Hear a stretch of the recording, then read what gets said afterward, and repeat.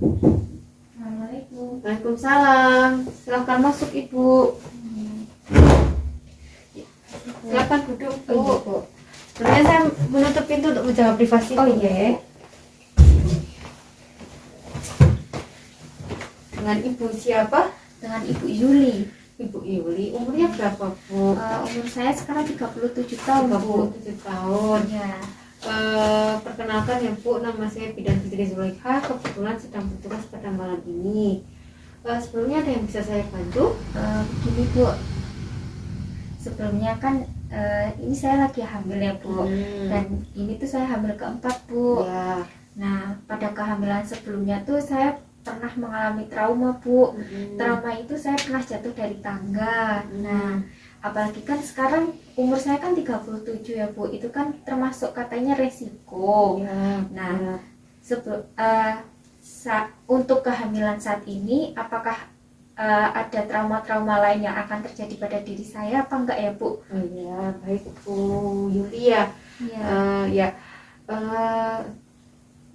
Saya akan mencoba membantu Ibu untuk memberikan kesehatan pendidikan kesehatan tentang trauma pada kehamilan itu apa saja. Sebelumnya sudah pernah mendengar yang namanya trauma pada kehamilan?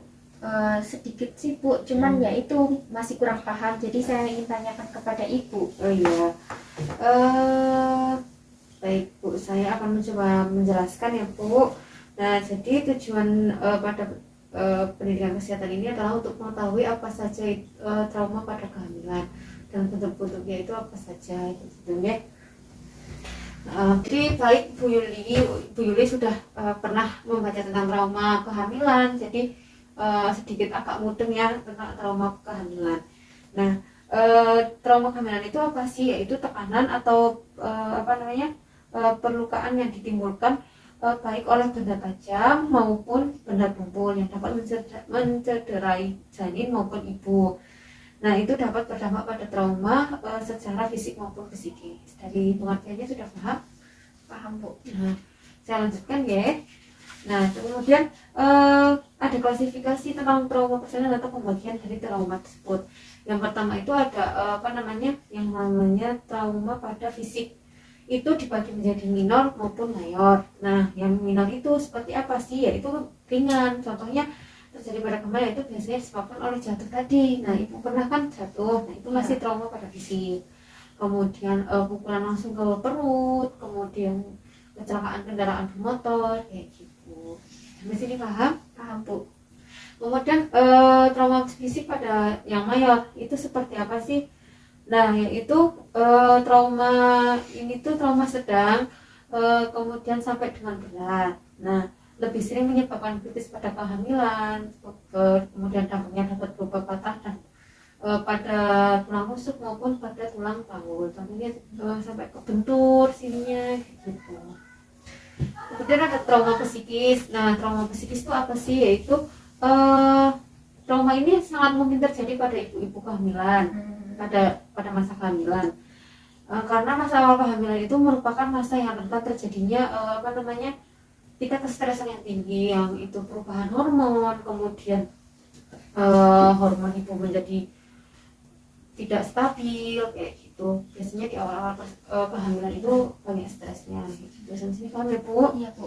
Nah, kemudian faktor yang mempengaruhi itu yaitu hormon tadi, hormon kehamilan, perubahan fisik ibu hamil. Contohnya tadi, nah aku badannya tadinya misalnya bagus, kenapa sekarang perut saya membesar kayak gitu. Jadi itu membutuhkan penyesuaian diri seperti itu kan Bu. Nah, kemudian ada pun trauma psikis adalah berupa kecemasan, kemudian ada kegusaran, kemudian ada panik yang berlebihan kayak gitu. Paham ya Bu? Bisa dipahami? Paham. Nah, kemudian apalagi sih etiologi atau terjadi bagaimana bisa terjadinya trauma tersebut. Yang pertama ada trauma fisik, itu contohnya benturan keras, itu adalah salah satunya adalah KDRT, kekerasan dalam rumah tangga, kemudian kecelakaan kendaraan bermotor, kemudian jatuh, luka tembak, luka tusuk kayak gitu. Kemudian ada zat-zat kimia, itu contohnya obat-obatan terlarang, kemudian terkena air keras atau tersiram air keras kayak gitu. Kemudian etiologi trauma psikis. Nah, itu contohnya faktor usia kehamilan dan faktor resiko kayak gitu. Jadi karena contohnya tadi faktor resikonya apa? Oh, paritas atau umur kayak gitu. Kemudian pola hidupnya jenengan tidak sehat. Faktor sosial budaya juga bisa, budayanya di ibu seperti apa, contohnya ibu hamil nggak boleh ini itu kayak gitu. Kemudian dari segi finansial atau ekonomi enggak, paham ya Bu di sini. Nah kemudian ada gejala tanda gejala kalau jenengan itu punya trauma fisik dan psikis pada ibu hamil. Yang pertama itu adalah tanda gejala trauma fisiknya itu contoh adanya memar, kemudian laserasi itu kayak robekan atau luka pada jaringan tubuh, ya, sobek kayak gitu. Kemudian edema atau pembekuan darah tertentu. Contoh kalau ibu menderita preeklamsi, karena kalau faktor usia itu resikonya preeklamsi juga, itu bunganya pada kaki, tangan sama wajah kayak gitu ya. Kemudian terjadi perdarahan. Nah, perdarahan itu bisa terjadi pada awal kehamilan dan akhir kehamilan. Kemudian ketupannya pecah duluan, terjadinya kontraksi sebelum waktunya kayak gitu. Terus bisa terjadi shock neurologik atau hipovolemik. Jadi kalau neo itu pada tubuh kita juga ya. Kemudian ada patah tulang atau fraktur pada bagian tertentu. Contohnya misalnya dengan jatuh nih, ternyata benturannya keras, ada fraktur atau patah tulang. Nah, itu tanda-tanda gejala fisik gitu ya.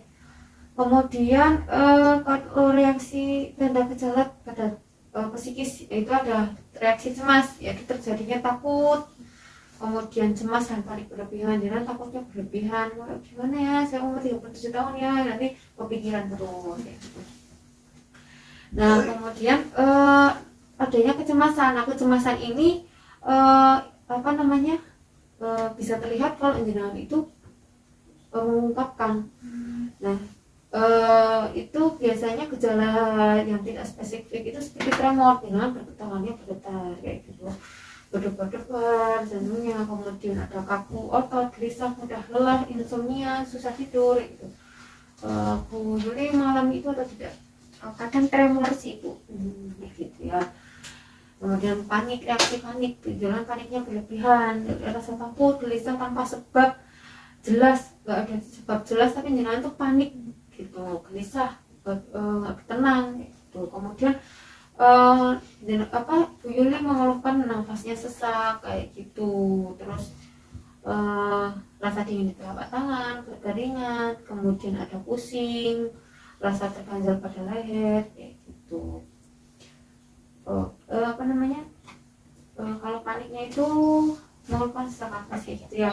Kemudian keluhan fisik menjual gelisah dan ketakutan, muka pusat, pernapasan pendek, takikardia atau detak jantungnya terlalu cepat kayak gitu. Kemudian hipersensitif, terlalu sensitif, berlebihan sensitifnya, itu reaksi gimana? Itu biasanya menjadi cepat lelah, lebih peka terhadap rasa atau singgungan. Bisa orang ngomong salah sedikit langsung nih baper perasaan kayak gitu, tersinggung hawanya kayak gitu.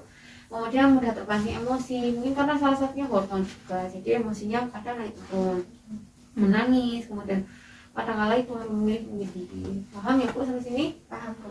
Nah kemudian saya lanjutkan ya. Kemudian pengaruh terjadinya pada kehamilan itu pada fisik itu seperti apa? Itu mengganggu perkembangan janin, kemudian kesehatan ibu, memicu timbulnya abortus atau keguguran pada kehamilan ini. Kemudian ada menimbulkan perdarahan seperti itu. Kemudian ada shock neurologik juga, hipovolemik pada ibu hamil, kemudian menyebabkan cacat permanen pada ibu maupun bayi gitu. Kongenetal atau cacat kebawaan.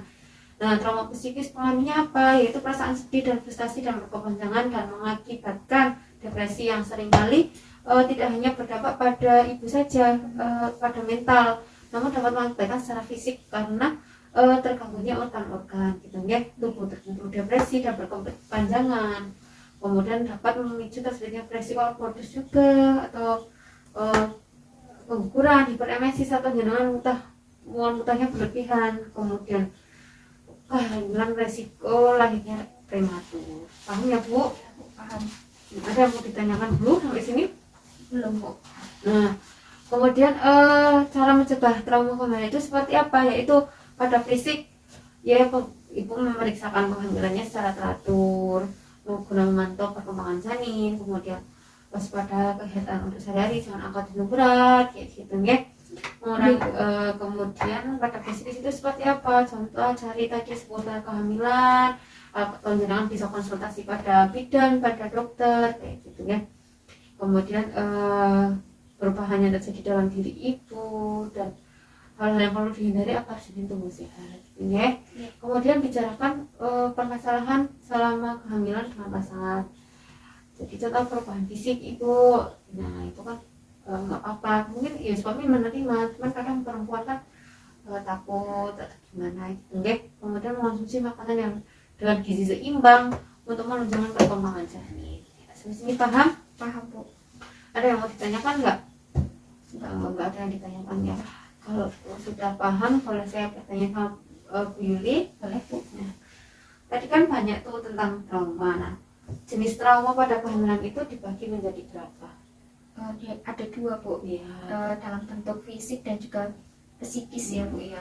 Kalau fisik tadi yang Fisik seperti itu apa? yang kayak ini Bu, kena benturan, jadi memar. Terus kalau psikis itu biasanya tuh kecemasan Bu. Oh iya, Panik jadi kayak tentang gitu. perasaan ya, Iya, kalau perasaan. psikis ya. Nah, jadi sudah paham. Jadi tinggal Bu Yuli itu memanajemen atau menghandle diri ibu itu seperti apa dalam masa kehamilan ini, gitu, biar tidak terjadi trauma pada fisik maupun psikis. Harus berhati-hati ya. Iya Bu, siap. Sudah paham? Paham Ada Bu. yang mau ditanyakan lagi? Nah, sebenarnya nggak ada Bu, soalnya tadi yang dijelaskan sama Ibu Fitri itu udah banyak banget dan benar-benar udah mencakup semuanya, insya Allah. Semoga bermanfaat ya Bu Iya, Bu. Yuli ya. Ini setelah ini mau ngapain Bu? Mau Mungkin pulang? langsung pulang aja Oh, Bu. iya. Hati-hati di jalan Iya, ya Bu. Bu. Semoga dalam proses kehamilan ini diberikan kelancaran. Amin. Terima kasih Amin. selalu. Ya, amin. Makasih banyak ya Bu. Kalau Oke. gitu saya pamit dulu ya Bu. Oke, monggo. Terima kasih Bu. Oke. Assalamualaikum. Waalaikumsalam.